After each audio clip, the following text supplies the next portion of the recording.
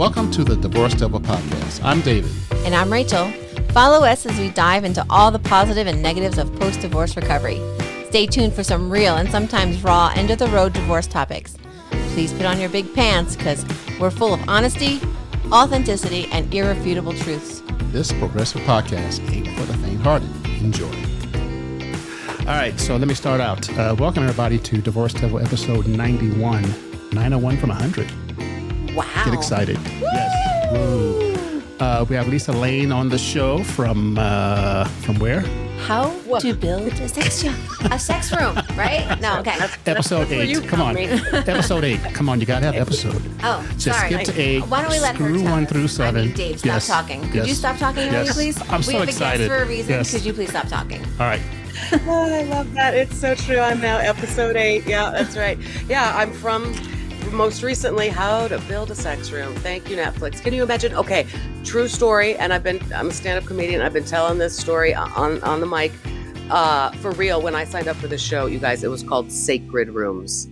Sacred Rooms. It's on the contract through the whole thing. Like a church. Yes. Like a show your mother could watch. Yes. They named it at the very last minute, my very last interview. This was, almost 2 years ago. I signed up. I answered the call for this show. They were looking for Colorado homeowners who wanted to make their bedrooms sexier. Sacred. Okay, so if they kept the name, I wouldn't have watched it until someone 100%. Said, "Hey, it's not the same thing." 100%. Just because I'm dealing with a lot of more religious things that I'm trying to figure out in my own world and post-divorce and what I was trained to do and, super Catholic mom and an atheist Protestant dad. I'm not sure. I'm trying to figure it out. So I'm glad they changed it. And I'm glad my girlfriend Kelly said, you got to watch the show. And then Dave was like, oh my God, you have to watch this show. Yes. Same day. They're like, you're going to love it. So, yep. And how did you find that? Great title. There was an audition call for Colorado homeowners who wanted to make their bedroom sexier, like I said. And I was like, all right, Netflix, I could use some help, I guess. I'm single. I'm out there. My bedroom's pretty dope as it is, but sure. Okay. And so signed up for it again, like almost 2 years ago. And you're right. It's a great title because people watch it. It was top 10 on Netflix the first week in July. And speaking of sacred things, one of my past lives is I taught Catholic high school. So when this show came out, I really felt like I'm just not going to say anything. I don't want my mom. I have 2 grown sons. They're in their 20s. They do not live with me anymore. But still, how to build a sex room. Jesus. I thought I might just kind of keep it quiet. And it was actually my former students were the biggest population of people reaching out to me and going, bitch, you're all over TikTok. I mean, that's what it's about, making TikTok, right? Yeah. I'm proud of myself. I hadn't even done the TikTok. I made jokes about it. Doesn't matter. So anyway, welcome to Divorce Devil Podcast. This is how our life goes. Yeah. Two things, Lisa. I'm a Jesuit high school grad. Nice. So I know what you're talking about. And I watched episode 8, reviewed it last night with my 30-year-old daughter. Nice. Very interesting. Yeah, very interesting. And I've like I said, it truly has been younger people. And isn't it interesting? Their generation is so much less fazed by it than Oh yeah. They are not fazed, including my sons. I mean, it is funny now, and now it is a source of jokes. When my son comes home, and when he comes and stays with me, this is where they stay in what I now call the escape room.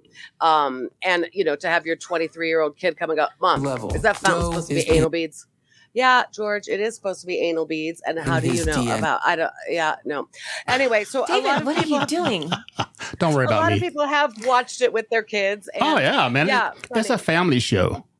It's a family show yes. for some people. Duh. Maybe not for my family. No, my children's friends are all watching it. That's awesome, though. Yeah. Like, look what you're doing. You're empowering the younger generation. And a lot of times that generational gap is where we you lose connections and stuff. So look at the new audience that you're David, what are you doing? Okay, so Lisa, you don't understand. So David starts making things pop up on my computer, and I'm a squirrel. Like I'm like, what is happening? Why is there music? And what is over here? And why is there a picture of a volcano? I don't know. So then I'm like, sending pictures of the fountain to people. Can I be in that chat? Yeah, right. Yeah, that's the one with the anal beads fountain. I mean, if you're gonna put pictures up, make sure they're naked, like Channing Tatum. Like, what is happening? I'm like, Pikes Peak floral design. Okay. Anyway, on to better subjects here. Oh, I have a question. Oh yeah, definitely. What does your neighbor think of your new privacy garden wall? Okay, so here's the thing. My neighbor who is in the show, I was on camera, again, you have to remember, for 20 hours of filming and interviewing. 2 of my friends were completely cut out, cutting room floor. But Donna, the next door neighbor made Oh, yeah, man, she's hot. She is so hot. Story. Oh, she's adorable. She is an inspiration to me. This woman is, well, I guess I shouldn't say her age publicly, but she's, unbelievable inspiration. She is out there hauling bricks in a hand truck half the mornings of my life. Like, anyway, she's a badass. I really enjoyed Donna. The truth is she is a wonderful neighbor. And they did in the show, I liked the treatment of it. It was a great storyline that I have this neighbor back there and I do have full access, and I chose not to put a bigger fence between us because she's a great neighbor. She looks out. I live in a kind of rough neighborhood in Denver. That's the truth. Thank God they didn't show that. But it's a pretty rough neighborhood. And Donna has been a wonderful neighbor. And I think I just said to them, please do not make her look bad, Yep. And so she was adorable. And she was. Oh, I loved her. I'm like, we saw like glimpses of her. I'm like, wait, what happened to the neighbor? Like, I know it. And she was the first person to see the room, is the reveal. True. Yeah. That's true. They did a beautiful job of making it, because it was a big part of my life for 2 years almost. And a big part of my whole last summer was this construction, going on in my backyard. So they did a wonderful job of making it convertible so that truly, yes, there are pictures of dicks everywhere, but that's kind of my aesthetic my whole life. My children are used to that.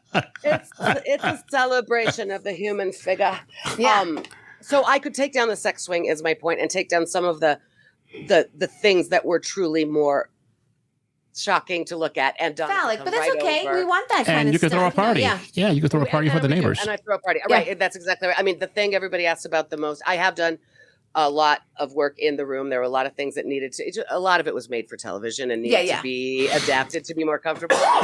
But the star piece that will never leave is that coffee table. Oh my gosh. I love the coffee table. Some ass prints carved into it. Hell yeah. Yeah. I mean, that's amazing. There ain't no squeaking. No squeaking at all. Yeah. I mean, that's right. None. Getting wood, right?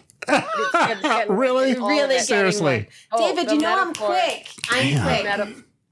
The metaphors here are plentiful. And spoiler alert, because it has been a long time. I mean, it was over a year ago that this room was revealed to me, right? And then I was on an NDA for over a year. Yeah. Wow, over a year? But speaking of divorce recovery, I am also newly married. I got married again. What? Spoiler alert. So the sex room worked. It worked. That's one day. Wait. One dick. That's what I said. One dick. But she has all the ones that you can plug in the battery. So don't forget about the secret wall. 100%. Yeah, And listen, they found me and they liked me because that was my material after getting divorced, being a stand-up comedian. That's what I did, is I talked about being sick because, as you know, this is the heart of our conversation is if I don't laugh, I'll cry, right? Being divorced was anxiety producing and so sad. But I channeled it, as I do most things, into trying to make jokes about it. And boy, oh boy, dating is sure funny in our 50s.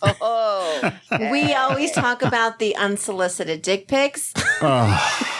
Guys, dating please apps stop. And all that stuff. Stop, guys. Please stop. I don't know now exactly. And I talk about it in terms of raising my own 2 sons. Like, you don't send a dick pic. You can't do it. We don't want to see it. And that's what I say about my shiny new husband is he's never once sent me a picture of his dick. And it's my favorite dick. Now, I do have him send me solicited pictures of him paying our mortgage every month. Yes. Hell yeah. That is my kink. That is so duh. Well, congratulations. Daddy. So let's the sex room works. That's we're gonna be here forever talking about the sex room. This is all fun for me. So the first time, look at people that are only listening to us, you have to watch YouTube because my eyes, when I get excited, they get really big. It's like a Twinkie. Yay! So what did you, when you first brought him to the sex room, what was his? Truth is, I mean, I should write a better story to this because that was part of their narrative is like, what would you want your lover how would you want his eyes to light up when he sees this? But the truth is, they wrote him out of the show. Netflix knew about him. He was part of my life, and we were hot and heavy while the construction was happening. So they knew about him. So he was in consideration. Went, yeah, kind of. Yeah. The truth is, it has been amazing and a fun place to play, and a lot of what I talked about that didn't make the show, and I like the story they told. Right, it all makes sense. Yeah, but I kept saying, God, I was just so worried about this image I was going to put out there. What am I doing? And I kept saying, there's a level of safety that I don't want young people to just go. I mean, those of us in our middle age, we've had our hoe phase after our divorce. It's different than if you're 25. I know. I loved it. Rachel, yeah. I mean, loved it. I'm girl. Dick joke all day long. I was just like, and I was putting in good numbers. I was having fun. Putting up some numbers. I think that's what they say. You say whatever you want. This is a delight. She was serial dating. Yeah. Serial dating is men. Yeah. Hoe phase is girls. Serial dating is men. Okay. Hoe phase girls. Well, and you know what? When I met Joe, my shiny new husband, I talked about those were my years of living sluttily because you kind of have to know where I've been coming from. And he was great. He's like, I don't like it when you say slutty. We get it. No slut shaming. So now I call it my years of liberation. Yes. Liberation. Anyway, the truth is, experimenting in this very room right here, having a partner now. And it is funny because at 53, my God, this is not as cute as it used to be, but having a partner I love and trust and have amazing communication with about sex and everything. Are you kidding me? This room has been amazing. It's beautiful. It's also for, I mean, I say like relationship goals about it now, but like what a great thing to have and to make a big, important part of our lives. Like that's our sex room. Again, it's also our watching Ted Lasso room and it's where my kids stay when they come over. Believe.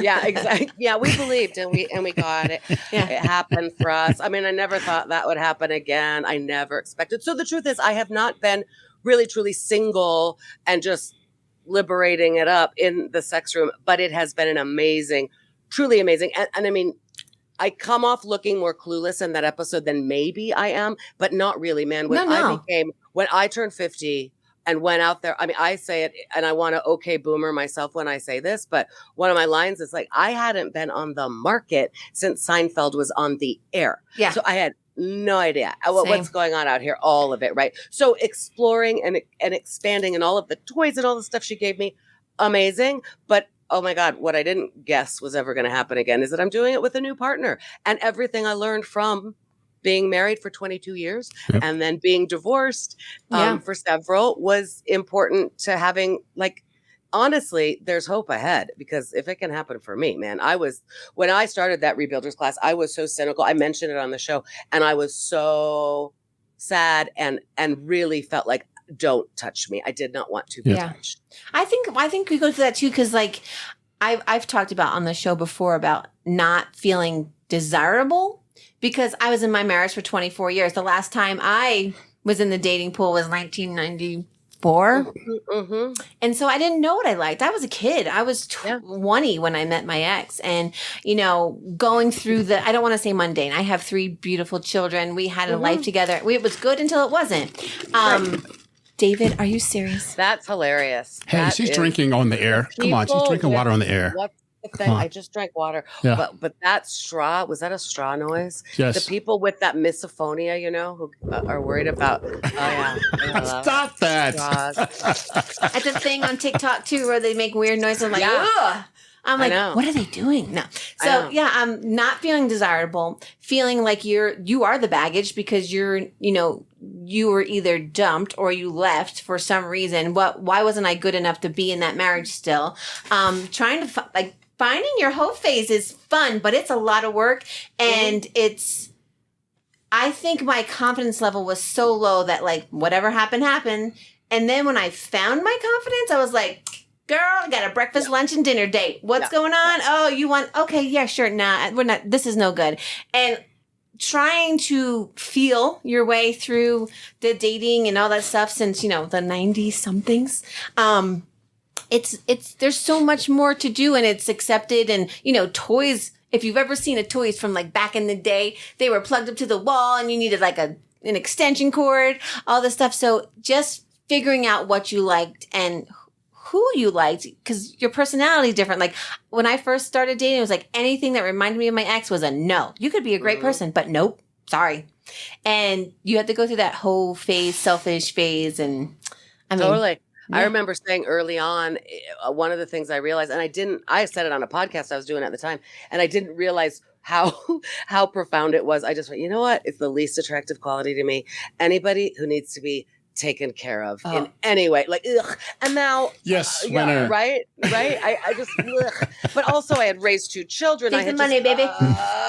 And it's just so interesting now because I am married again, and that's no small thing. Boy, oh boy, entering into that is a big deal after failing, right? But I want to take care of this man, and oh boy, does he take care of me. But I mean, it's so funny that that was my knee-jerk response. Like, nobody need anything from me. This is about me. Oh yeah. Self-care, self-love.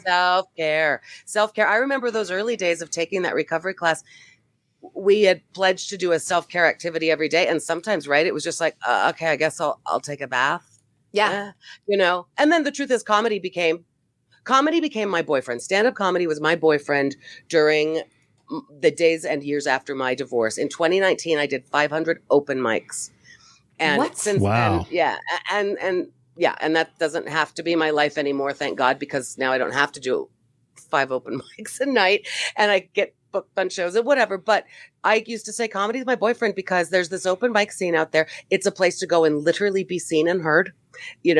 I mean, you might have to fight for it if it's a drunken bar at 1:00 in the morning. It's not easy, but in Denver, I have the freaking microphone. Yeah, right. Yeah, and knowing and getting that attention, honestly, getting attention from and dressing up. And I mean, my persona on stage is dressed up. I don't ever go in schlubby clothes. So I got the attention that I wanted. I mean, there was a big moment when I would talk to my friends like, okay, I'm doing this to get better. I'm not doing this to get dates, right? Because, oh no, there's this hot guy at the bar and he just told me he's divorced. Oh God, if he heard my dick jokes, I could for sure take him home. And it's like, okay, like you're not doing jokes. Get dates. I think used to be. Yeah, go ahead. Well, it used to be back in the day. They said if you want weed in the parking lot after the show, make jokes about weed or cocaine or whatever. And it does track that if you want dick in the parking lot. Yes, talk about that's going to be the title of this podcast. Dick in the parking lot. The subtitle is Dick in the parking lot. All right, ladies, let me break up this soiree here. Damn, you guys can talk about it all. You're still here? I didn't know that. So our topic today on the podcast, we are doing a podcast, right? Yeah. Our topic today is laughter in terms of divorce, pre, during, and after. So let's talk about pre-divorce. Before you got divorced, where was the laughter? It was a joke. Or was there laughter? My instinct has always been to find the funny when things are hard. I was a constant while I was married and unhappy. I was the kind of person who would constantly tell myself, choose joy, find the funny. Don't get bitter, get better. That was a big mantra of mine. It is to this day. So I would try to find it. And I started doing stand-up comedy when I was still married in the later years of my marriage, because I wrote a couple of books about parenting teenagers, and then I was doing presentations for parents, and I realized these are borderline funny. They're not comedy, but because they're full of a lot of valuable material, but in a girlfriend to girlfriend kind of way. Right. It's not it's a serious, one of them is a serious book where I did a lot of research about parenting teenagers, not what I did. It's about what I observed in my classroom and in other people and based on research. And then the other one is called, Teenagers Suck, and it's a joke baby book. It's like instead of baby's first step, it's baby's first misdemeanor. That's from being in a Catholic high school, right? Oh, 100%. It's all about my former students. Absolutely. Yeah. So I was starting to find the funny in the parenting and the family life, but I also was very careful. I started doing stand-up comedy for that reason. I could practice my material. There's, in Denver, Colorado, it's a huge scene. I just went, there's there's 3 mics a night where I can just go and literally there are people who listen to me do 5 minutes of material. And I was trying to find the funny in the parenting of teenagers and all of that. But I was very careful at that time. I was always clean. My ex did not love it, did not love.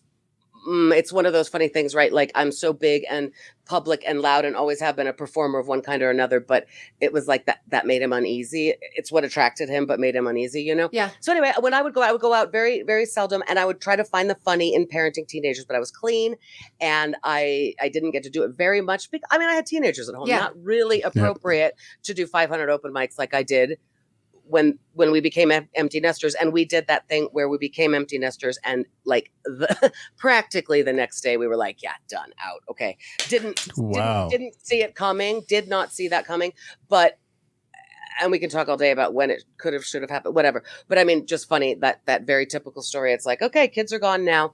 So anyway, the laughter in my marriage was me always desperately trying to find the funny, because that's how I survive. That's my survival technique. And it is always a way of maintaining hope. I remember my therapist said to me 3 months before we had the final, no, this is it, I'm not coming home tonight. Yeah.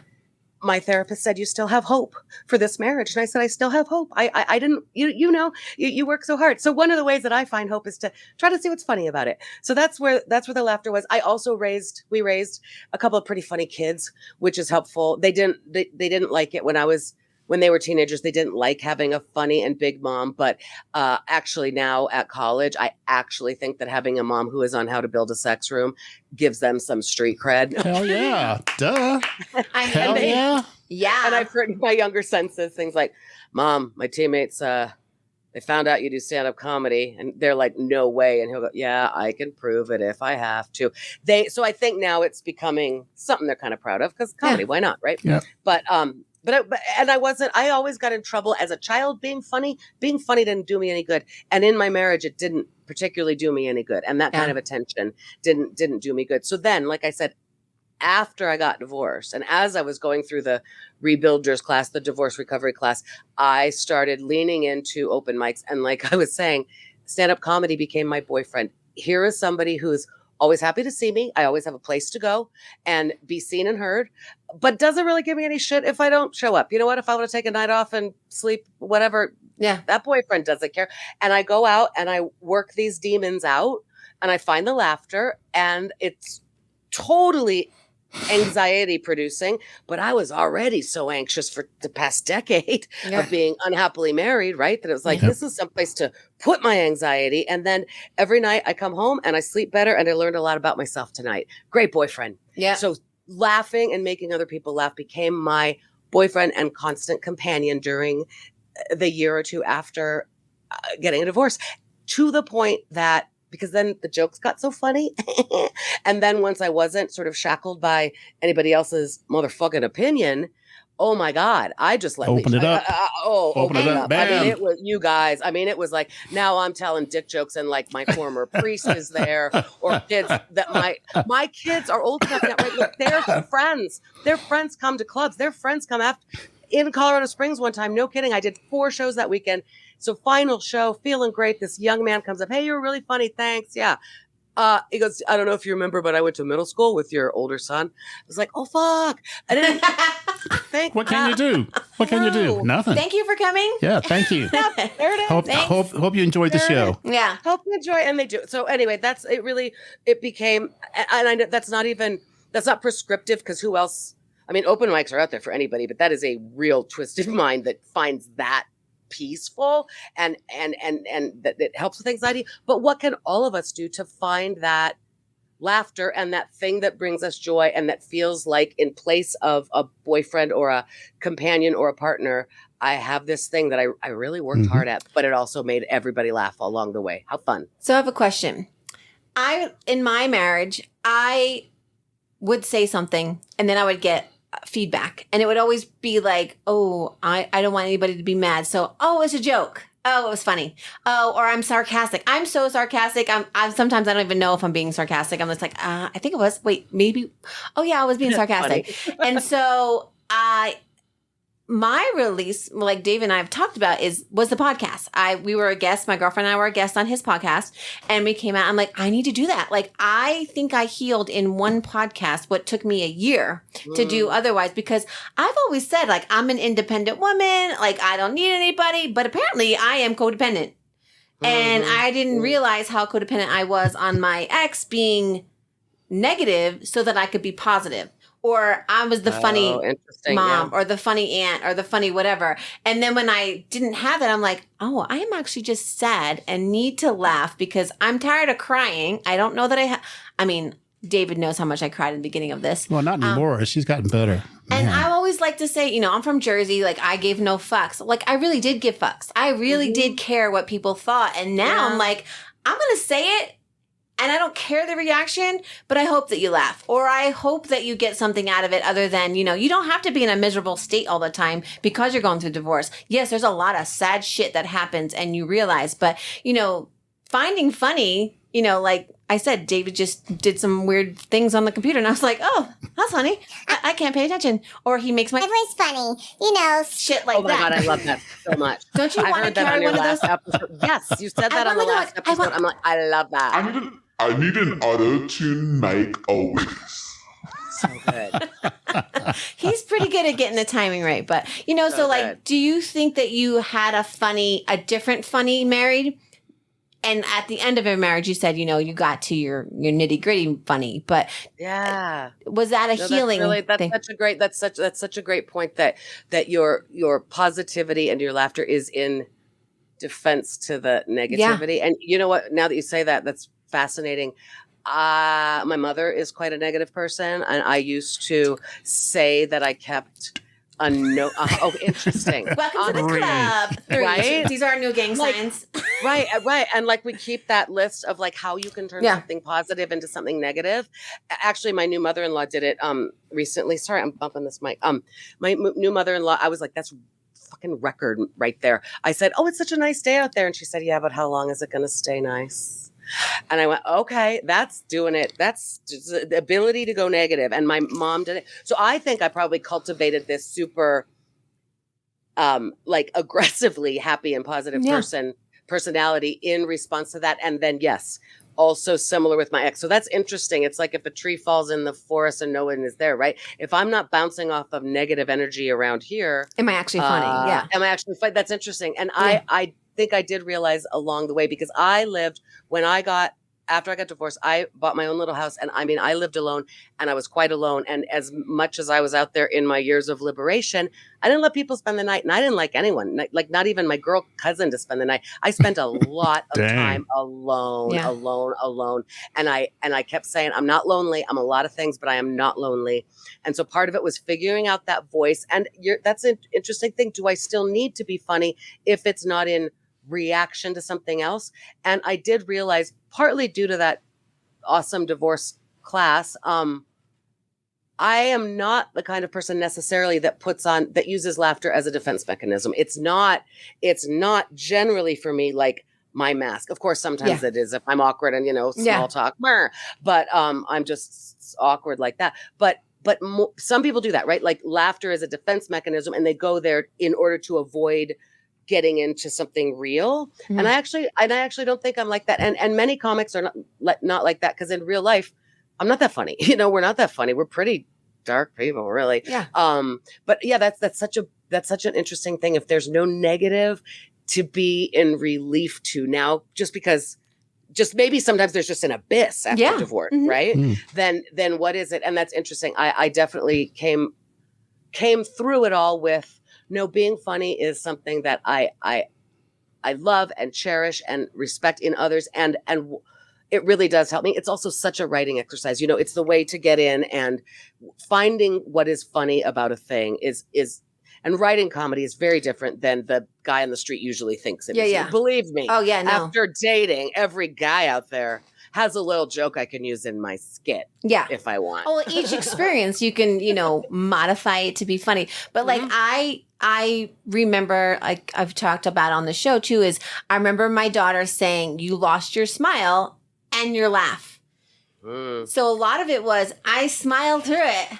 But I'm a happy person generally. Like, I mean, I can get along with anything. Like the pen I can get along with because I make each experience my own now. But I know that, like, you know, my ex, I say, you know, possibly bipolar,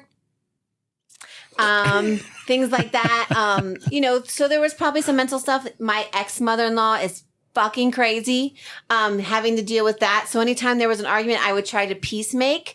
And a lot of times that was a joke on someone else's expense or like, oh yeah, you know, this happened or whatever. And I think I've gotten my funny back from talking about my negative and getting all the negative out. And so, like, you know, I always tell everybody, I'm like, yeah, I know, funny, whatever. You know, I don't know that I have the courage to do an open mic. I mean, I might, but I think funny. David. Whoa. Is that you? It's Hello. David. David always wrecking my speeches. I think if you can find funny in, you know, an authentic funny, it really is healing because, like, I just, you know, if you get that gut laugh, that belly laugh for stupid shit even, look how far you've come. It's the best. Because most days you want to cry, right? So. Yes, and I love that, finding it wherever it can. And I think a lot of people in grief, there's so much comedy out there now, and it's people are aware of it. You know, my new man is actually a widower, which, by the way, that's dope because I don't have to deal with the bitch ex-wife. Oh yeah. Like, oh my God. honestly. Heaven. If you don't have anything nice to say, don't say anything at all. Right. And we can anyway. But he got through his grief. When I met him, he said, oh my God, really? You're a comic? I love stand-up comedy. I went, meh, meh, meh. All men say this. Yeah. And most men who say that they like loud, funny women, I'm like, oh, okay, that I eventually realized. I'll give you a week. That translates into, you have a complicated relationship with your mother. So I don't want to. Don't we all? Anyway. Yes, we do. We've just learned that all three of us did. Right. Yeah. But different kind of funny. That's so interesting. Yeah, that kind of knee jerk funny and making things funny. My ex did more of that than I did. Like, he was the guy to like actually in the middle of the very difficult dinner where we sat our children down and said, this is it. This is the conversation we're having. We are getting a divorce. We will always be a family, but this is happening. Yeah. You know, made some stupid bullshit joke about it at first that just. So I think I actually was less that kind of funny in our relationship because he was kind of like that and always punny. He was punny. There's a lot of punny, and just a lot of telling you how it is. You know, this is what makes something funny. Anyway, whatever. Narcissism's great. In my independent, and again, two-way street. Geez, I was so not perfect in that relationship. Yeah, no, we own our shit. Yep. So my question, you guys are taking over the podcast, but that's okay. You're still here? Yes. David, you're still here. So my question, did you enlist funny or laughter post-divorce? You know, when you had to talk to him or when you had to see him or... K. Kay, I like your K. I listened to that episode where you first said that. No, I'm more the K. I'm more the... Sounds good. Thumbs up. Thank you. No, he sometimes still tries to use the boss little funny things, and we're just gonna say funny. That's when laughter does not work. bruh. Recently, honestly, who cares? It's a divorce podcast, right?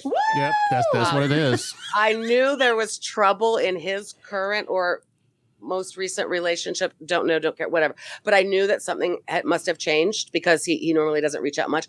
And then there was an actual text like, hey, literally, motherfucker, this is what I got when I was dating, and you are canceled of my life if you do this to me. Hey, here's a little funny thing you could use in your set. Yeah. Don't want it.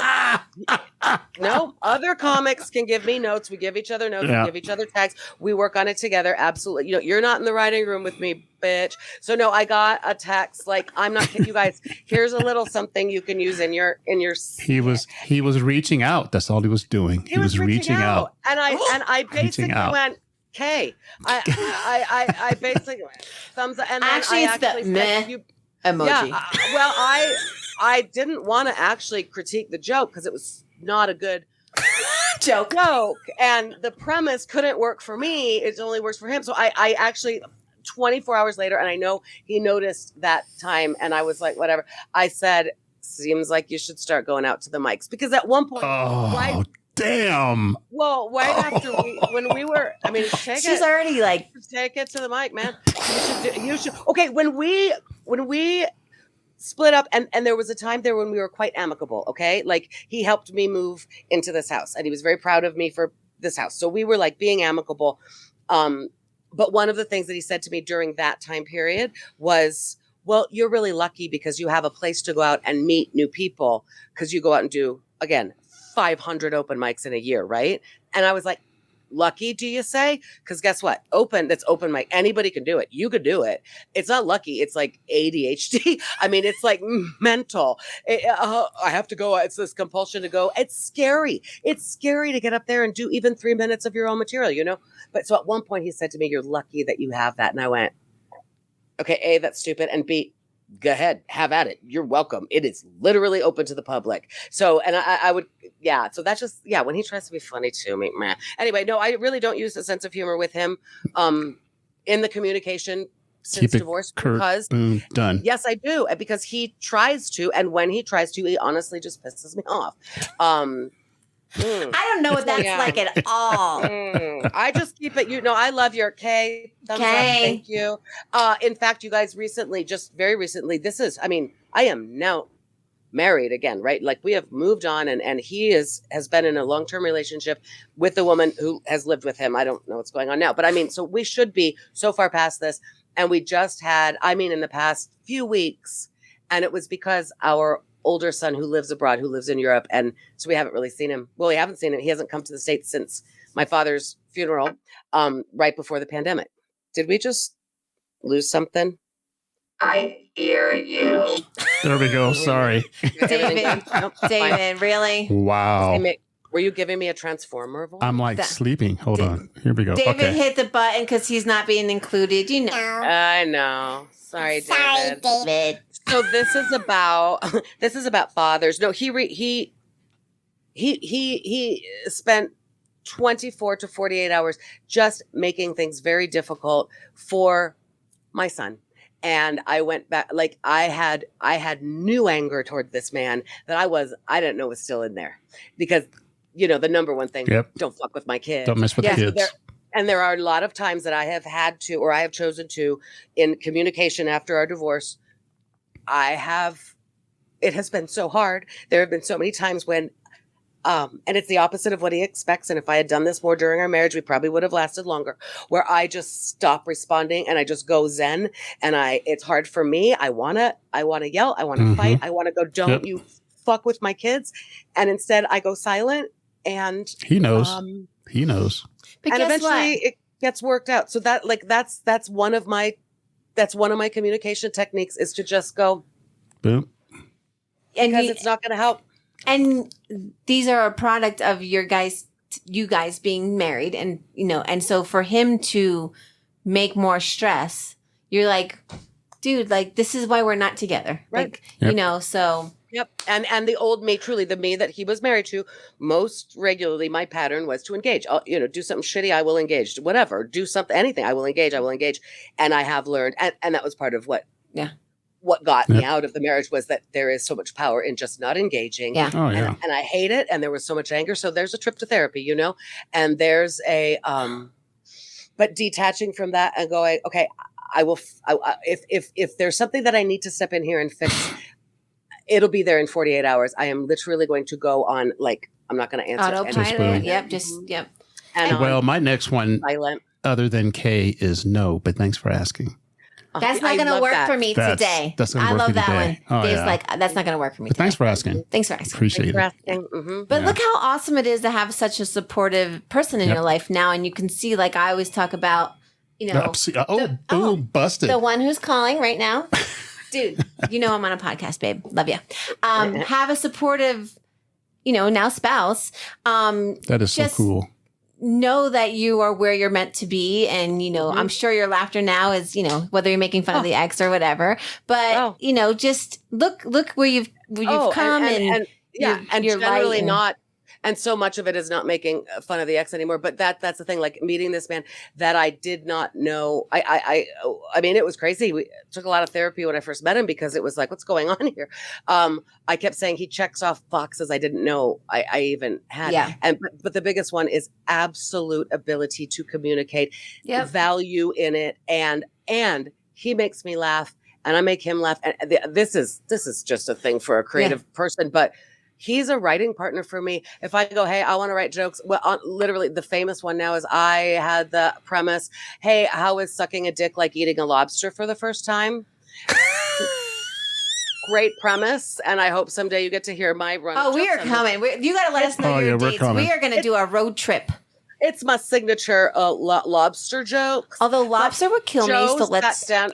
That's the thing. If you have a shellfish allergy, this might be different for you. But dicks don't. Okay. My point is, I'm with this new man. We're not married yet. But like, I go, hey, you know that premise that I said the other night on stage? I need to sit down and do you want to help me? Like, sat down with me and he's next to me looking up facts about lobsters. I mean, he's a writing partner and can handle, which my ex certainly could not do. And this is, again, I mean, it's just such an interesting thing. Half of the time to this day, when I go up and tell jokes, unless I have half an hour to tell jokes, I have to decide, am I single? Am I married? Am I still out there, on my single? Are my kids in high school or are they 20? I have to sort of pick a point of view. And Joe never knows what I'm going to do beforehand. And he'll come and sit there and just loves it, just can handle me telling these jokes and being that big and getting all of that kind of attention. Yeah. And just happy to go home with me at the end of the night and not only isn't bumped by it, like truly is not diminished by that. And that's hard. That's hard. I really just thought it's too hard. And the bigger I lean into like I've said that a lot since getting divorced. I don't know why. I don't know why I need all that attention. I don't know why. But you know what? You didn't get it in the marriage. But I'm just done apologizing for it. Yeah. I mean, why are you such a show off? Why are you always like that? I don't fucking know. And I'm done apologizing for it. And then I meet this man who can, not only handle first date, he said something like, you're too much. And I was like, whoa, whoa, whoa. Like that is those fighting words with me. Not really on our first date, but he said something about like being too much. And he was like, no, I like it. You're a handful, but I got big hands. Ooh, we know what that does. Well, that's exactly right. A big hand has 2 fingers. Yeah. There you go. Yeah. Well, we got batteries too. And the 2 fingers. Well, yeah, that's what you said. I got 2 fingers.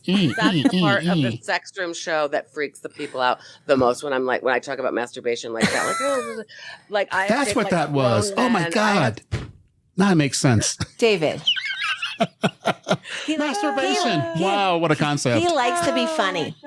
I have seen grown men had to turn it off at that point. What? Like, really?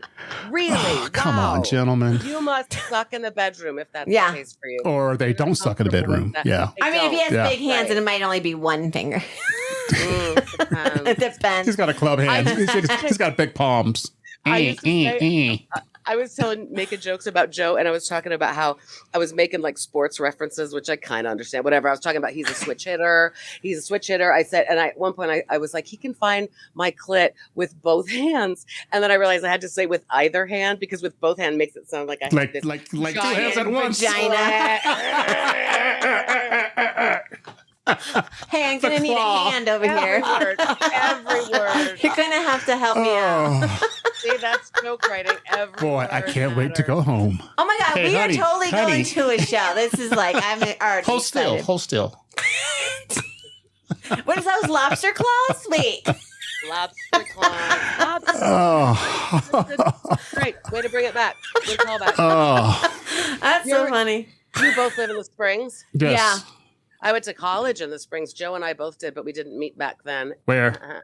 I went to Colorado College, and Joe is a graduate of the United States Air Force Academy. Oh, dang. Hey. Nice. Tomorrow night, we're going to something for his reunion from that institution. And it is so funny because when I was a CC hippie girl, I went to one academy dance, and I just acted like an asshole the entire time because I was 19 years old and like, the fuck the man, military industrial complex. And so I was just an asshole. I was at Colorado College, wearing my Birkenstocks, and Yay. I was like, "What?" And that we talk about that a lot. Like, girl, I love Manitou, by the way. Oh, it's beautiful. Too many witches. Too many witches. There's so many witches. I was all about that when I was but that's the other thing, like late in life, and that honestly, that's like hope for post-divorce, isn't it? Like we wouldn't have gotten along in our 20s, but we don't have to get along in those ways, and we are not raising children together, and so it's like. We're here for this amazing third chapter where we got each other at a pretty good point. But again, it took some work. That divorce recovery class I took, I cannot imagine where I would be without it, right? Yeah. I can't imagine. Well, I remember that whole phase of whole phase too. The whole phase or whole phase? The whole phase. Like WHOLE, whole phase of nope, not getting a relationship, not doing that. Nope, you chew funny, you do this. I'm picking things apart because I didn't know what I actually wanted or needed. And then when I started to figure out what I wanted, and then all of a sudden I'm like, nope, I'm done. Then Lance comes in. I'm like, why? What are you doing here? That you weren't part of the plan. And now that he's the plan, I keep saying like, we've never had a fight. We've never had an argument because we, like you said, we talk. Man. He is. Right. Girl, listen. I'm going to give you a Linda. Like, listen, Linda. Strangle her all the time. I mean, and I would get like with my ex, if I got a little louder than he liked, I'd get the arm rub, like, calm down, it's okay. Like, why are you so loud? Like, nobody wants to hear. I'm like, wait, we're hanging out with my friends, right? Like, my friends know who I am. My tribe knows what I like. My friend knows, they know me better than you do, apparently, because I like to be, sometimes I like attention. And in my new relationship, I'm like, I'll say to him, I go, I need attention. I don't know what, I don't know why, but I just need it. And he's like, okay, well, what do you need? Like, where my ex would be like, why are you so needy? And so I love the me now. I mean, I don't think I loved me in most of my marriage. And I think that's growing pains too. Like, raising kids and starting a career and doing all the stuff and living that, like I said, my mom was definitely not the best, and trying to not be her, but seeing some of her traits and like literally saying, I'm breaking the curse right now. That's it. We're done. We're not doing this anymore. We're not going to be that kind of parent, that kind of woman, that kind of whatever. And the relationship now it's so easy. It's almost like, wow, is it really supposed to be this easy? Like, is it supposed to be this loving and this, caring and, knowing what the other person's love language is and all that stuff. So it's just a great place to be. And, look at you, you do comedy, you writing, you books, awesome. You have this new man. Like there's hope out there, people. There is hope. Like find your niche. It doesn't have to be comedy. It doesn't have to be a podcast. It could be just journaling or anything. Going for a hike or taking up biking or whatever it is. But you can see that there's three of us have learned to get an outlet or hobby or whatever it is. Well, that's it. And I think it's like leaning into and then you get to decide for yourself for the first time in a long time, what actually makes me happy. I used to say, like, at first when I lived alone, you know what I did for joy? I just loaded the dishwasher however the fuck I wanted. And I didn't rinse it first. Put the cups on the bottom rack. Yeah. Hell yeah. Fix your ass. The dog needs a bath. Put your dog in there. Because, that is such a silly little thing, but that was true, right? I mean, honestly, becoming single and I lived alone at that point at age 50 for the first time in my very life. I had never lived alone. Yeah. And so it was literally like, what do I eat for breakfast? What side of the bed? It's a whole new world. On, right? Yeah. But it was, I loved it, and I loved getting to decide that. And then what bubbled up was, no, I'm going harder into comedy. Can you believe it? Because there were other things. I also do pottery, and I haven't done pottery for a couple of years now, practically. I mean, barely at all. And I bought this house because I had to have this outbuilding for my pottery. And I was just talking to Joe last night, and I was like, you know what? I love it, and I'm good at it. And it was great, but I lived with so much anxiety all the time that I was just trying to like be present to my family, like I was on the premises. Yeah. But I was knee deep in clay, or arms deep in clay. I mean, it was like out of anxiety. It was like this. I just have to create. I have to make. I have to, because I was so frustrated with not being told my whole life, and then even by my partner, you're too big. Plus teenage boys, they hate their moms. I mean, I felt like I had no one who was encouraging me to be my big authentic self. Yeah. Exactly right. My authentic self. And so I found these different outlets. I mean, I always say now, like, do I look like the kind of mother who tuned out from her family by tuning into a lot of true crime podcasts? Yeah, duh, of course. But I mean, there was a lot of that. Just like I was physically there, but I was trying whatever. And then, like you're saying, when you get out of it, and divorce feels like so many things, including failure. Oh God, I remember. There's your word, failure. Right, and it was back to school time, and I would see like.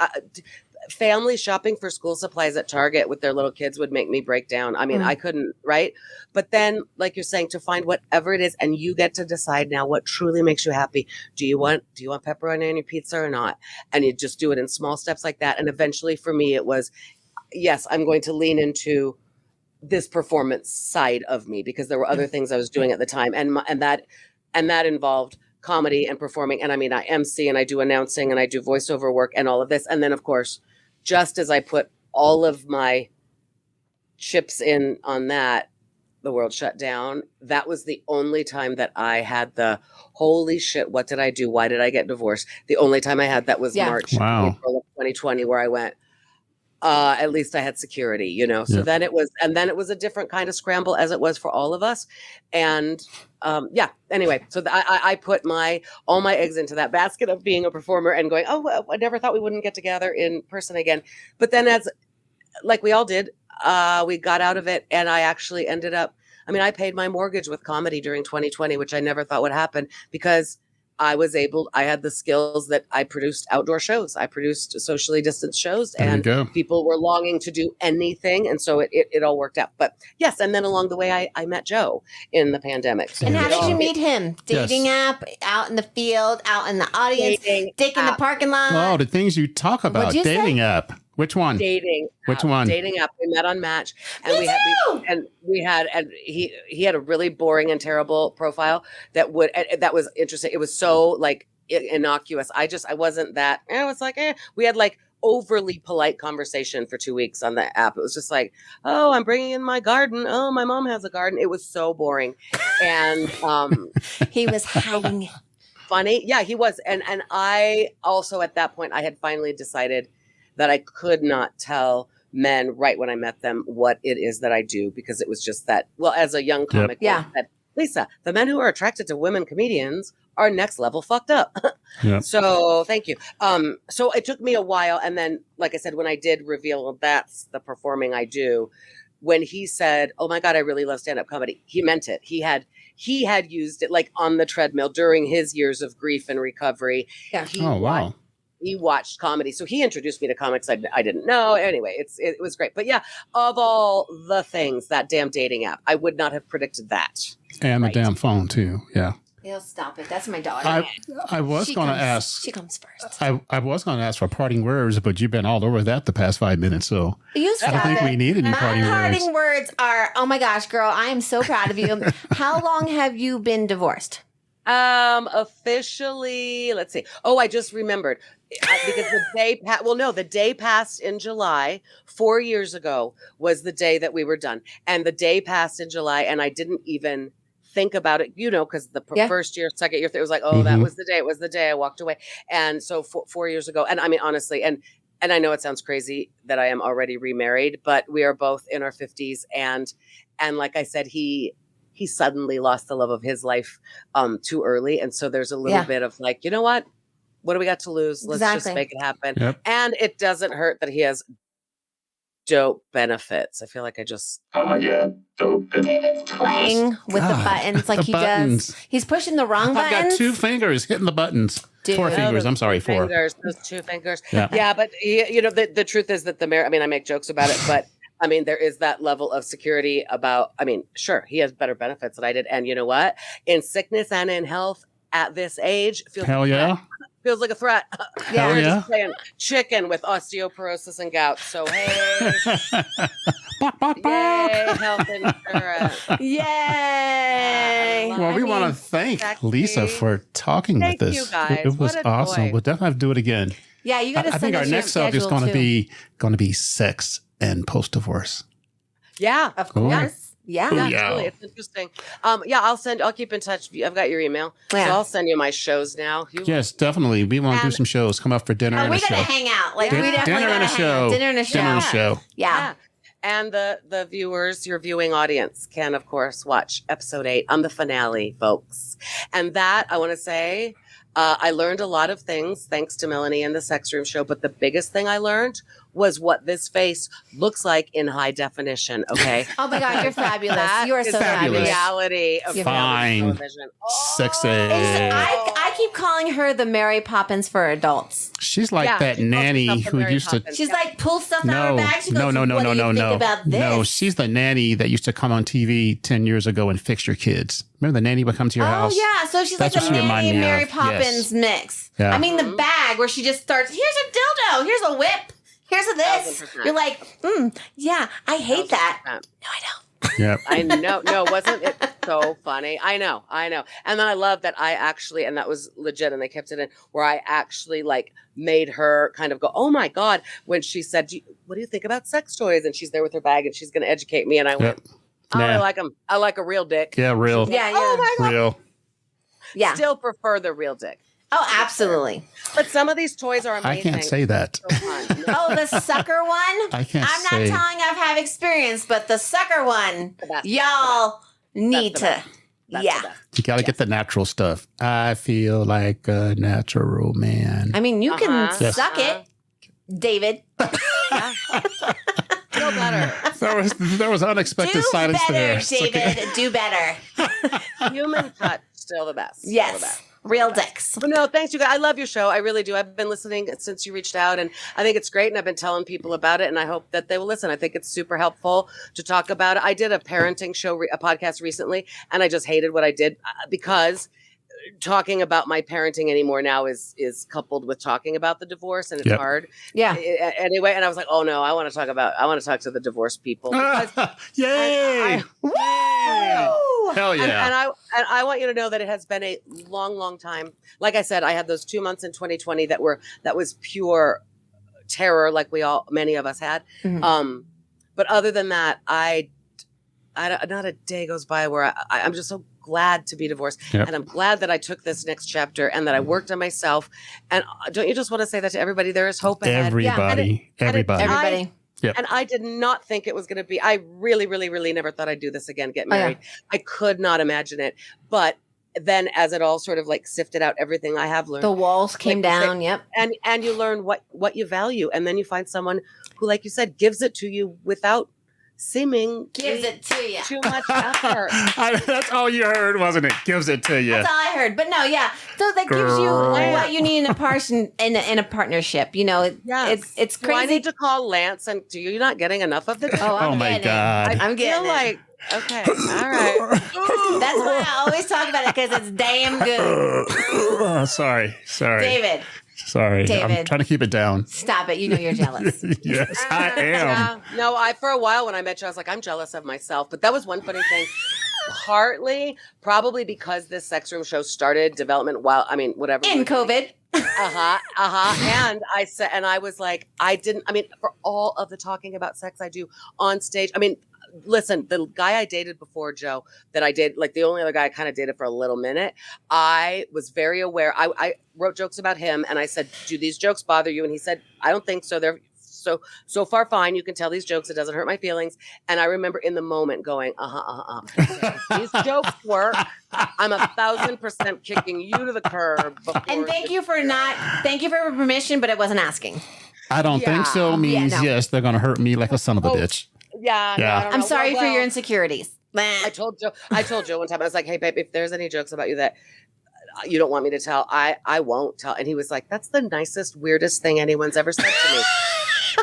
I won't or will talk about your penis, but it's okay. But that's the funny thing. I don't really talk about our sex life very much. And I do think it's partly because it was wrapped into this room, which I was on a non-disclosure agreement. Yeah. Yep. So for 2 years. So I really I don't know sometimes how it's wrapped into it. Like people don't hear that much about our sex life. They just see that we're ridiculously happy and they kind of go, okay, you too. Oh, I know. We say it all the time. Like, aren't we so awesome? We're so cute. Awesome. It's great. Yeah. We're adorable.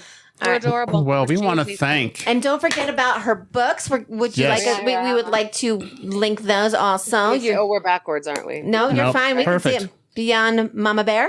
It was Beyond Mama Bear. That's the one about parenting teenagers. That's And good then and funny. Teenagers suck. And memory. And my website. My website is Beyond Mama Bear, spelled like that, MAM. And we'll put that at the bottom of the and your podcast. what was the show that you were on? And How to Build a Sex Room. Episode 8 finale. I feel like you should start your shows like, okay, so I'm famous. Yes. Autographs are, and then tell them. I do. I just have the host now say she was on How to Build a Sex Room and people freak out depending on the audience. No. A couple of weeks ago, I did 2 shows, sold out shows at the Denver Improv. And the headliner Awesome. I featured for this guy who is a TikTok star comic. Okay.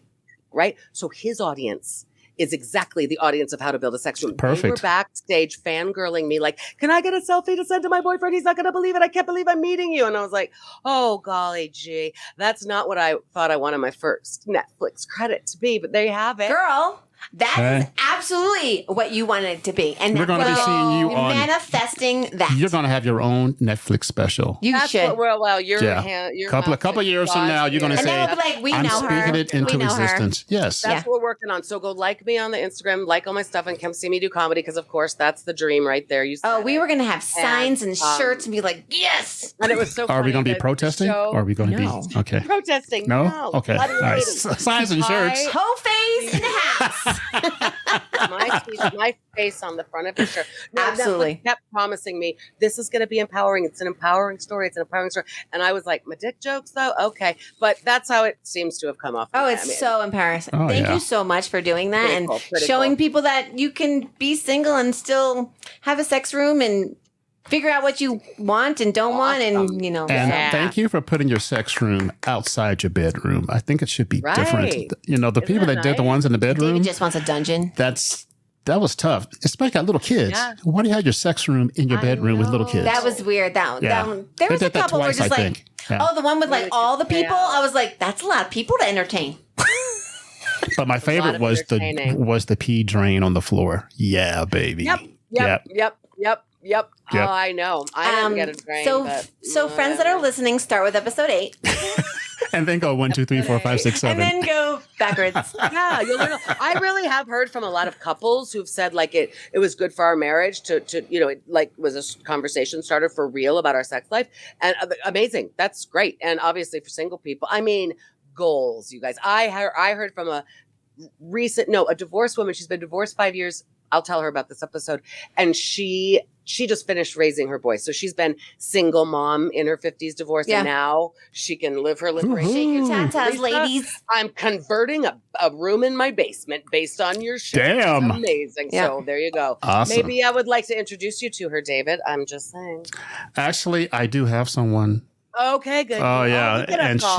she's Look at the us all. female Lance. Anybody that's single out there. She's the female Lance with a hoo-ha and boobs. Oh, amazing. Isn't it great that you can have like that other person that okay, like I cannot wait to go see him. I'm so excited and like, Yeah. oh, we're almost done, but I love my podcast, but I get to see him and like my I life know. is happy and just the things that I can talk to him about and open about and we discuss and yes, I'm a squirrel, but he loves Well, it. you know what? He loves Maybe squirrel. Right, and maybe this is the final word. I remember saying after I met Joe, I remember saying to my very, very best friend, I said, I can't believe this is my life because he's so wonderful and things just seem to be going too well. And she said, I remember back in your darkest days when you used to say, I can't believe this is my life. Like when I was still married and it wasn't good. Yeah, the tone and she's changed. been there for this. And isn't that a wonderful Two thing? As you're separate going tones. through Wow. it, yes. And as you're going through it, anybody out there, like just remember that yeah, it feels so bad, but just keep going. Yeah. Just keep going. You don't know what is on the other side for you. You can't envision it. Don't And count sometimes anything that's out so either. scary.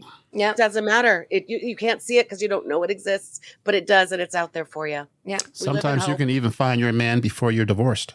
You too, David. Yeah. That does happen. All right, Lisa Shut up. Lane Thank from you so much, Denver, guys. Colorado. Oh my God, we Take care. love this. This is awesome. This was awesome. We were so excited to do this. I reached out to you. We were texting like teenagers going, oh my God, look at, are you excited? I'm excited. You're excited. When You're I excited. first reached out to you on Instagram, you got back to me within seconds. I was like, ooh, what do I say next? I was like, nice. I can't wait to go like find her on TikTok and all this cool stuff. And like, we are planning a thing. Yeah. And I literally, needed a new podcast to listen to at the time. So when you said, I was like, awesome. So wait, don't forget, 47 is my favorite. 74 is his favorite. What is that, forgiveness? Forgiveness and no fucks. No fucks. Giving no fucks. Give no fucks. Okay. Yeah, because I've been kind of jumping around him. And then 47 is like, you'll see. You'll see. And I will let you know, obviously, when I'm doing comedy anywhere near you, I'll let you know. Oh, for sure. We will drive to Denver, too. We'll drive to Denver. Our budget is like limo budget. Our budget is like normal white limo budget. from like the 80s, though. Yeah. Oh, it sounds gross. Oh, we'll have to bring all of our significant others and have like a triple dinner. Yes. Yeah.